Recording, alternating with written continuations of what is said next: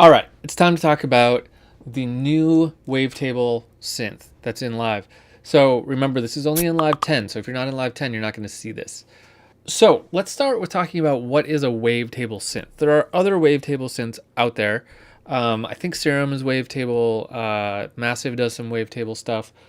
Basically, the kind of simple explanation for what's happening here is we have a wavetable. You can imagine as it's like two waveforms that we can scrub between, right? We can move between them. And it's not just that we're mixing two waveforms together.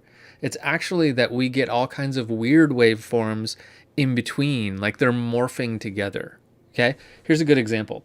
This is the kind of default of wavetable. At the bottom we have a sine wave.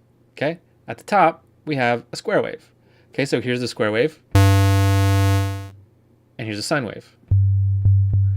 But what we can do is, as we go up, watch the orange line there, it's morphing into the square, right? So we can say, I don't really want the sine, I want this one in between, which is a goofy waveform that's neither sine nor square. It's like elements of each.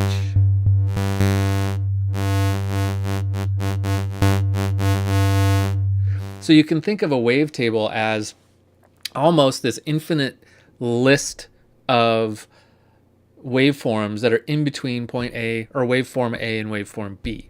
There's all these other ones in between there, and we can take advantage of those interesting waveforms that are in between them, right? So this is a simple example. If we go here, we can find all kinds of goofy ones, right? So here's the bottom one, here's the top one, and everything that happens in between.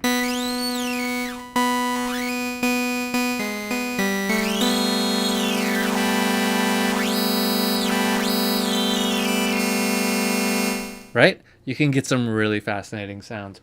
So that's what Wavetable is all about. Now the Wavetable synth itself has a lot more stuff in it. So let's go into looking at looking for our basic properties of a synthesizer in here. That would be our oscillators, our filters, our envelopes, and our amplifier.